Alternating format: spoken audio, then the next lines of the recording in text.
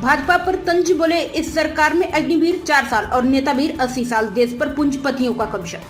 जुझारू किसान नेता रहे मुकेश सिंह की 5वीं पुण्यतिथि पर श्रद्धांजलि देने भारतीय किसान यूनियन के राष्ट्रीय प्रवक्ता राकेश टिकैत बाराबंकी पहुंचे। बाराबंकी के बंधौली गांव में स्थित उनकी समाधि स्थल पर श्रद्धांजलि देने के बाद राकेश टिकैत ने पत्रकारों से बातचीत में केंद्र की नरेंद्र मोदी सरकार पर जमकर निशाना साधा। उन्होंने कहा कि आज किसानों की आय तो दुगनी नहीं हुई, लेकिन महंगाई जरूर दोगुनी हो गई है। राजा का काम है बहकाना, ठीक उसी तरह पीएम मोदी ने भी जनता को बहकाने का काम किया है। राजा के बहकावे में जनता भी आ गई है। उन्होंने अग्निवीर योजना की आलोचना करते हुए कहा कि आज अग्निवीर 4 साल और नेतावीर 80 साल।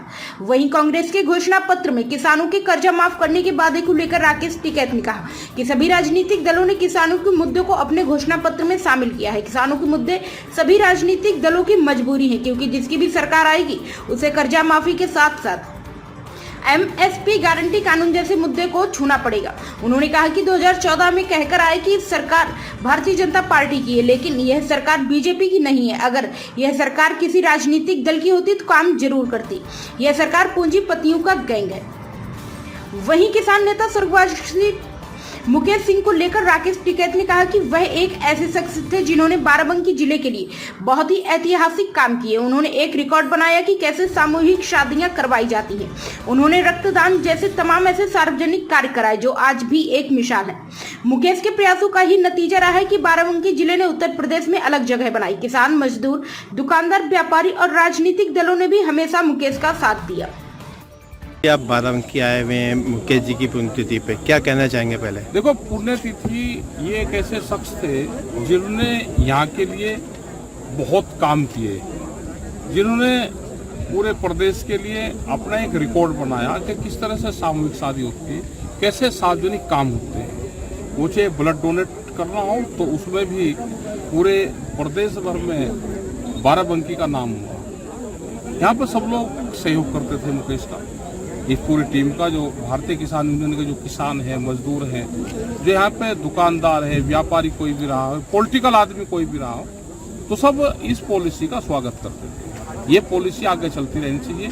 और आज भी यहाँ पे सामूहिक शादी होती है, सभी पॉलिटिकल पार्टी के लोग उसमें आते हैं, सभी सहयोग करते हैं। यहाँ के जो व्यापारी हैं वो भी उसमें बड़ी मदद करते हैं। ये हर जिले में इस तरह की पॉलिसी चलनी चाहिए। मोदी जी ने गारंटी दी थी कि 2022 में किसानों की आय दुगनी हो जाएगी, उसके बारे में आपका क्या है? दुगनी होगी आपकी आय?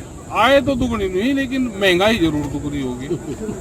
भाई ये तो बहकाने का काम करे, राजा का काम है बहकाना, तो राजा के बहकाव में अभी जनता आई, आमदनी दुगनी होगी। कांग्रेस अपने मैनिफेस्टो में कह रही है कि हम अगर गवर्नमेंट आती है तो हम किसानों का कर्जा माफ कर देंगे।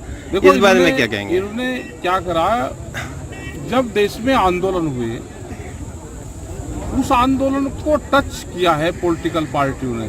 अब पॉलिटिकल पार्टियों के घोषणा पत्र में किसान जुड़ा है।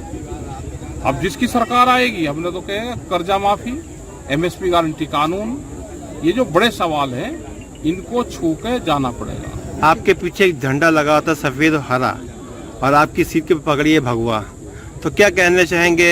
झंडा हरा है, सफेद है, पगड़ी आपकी नहीं है? पगड़ी तो समाज की पगड़ी है, ये किसी का वैसा ही नहीं, इस पे कोई किसी का अधिकार है। ये तो केसरिया रंग जो है वो तो झंडे का, हमारा फर्स्ट रंग झंडे का केसरिया है।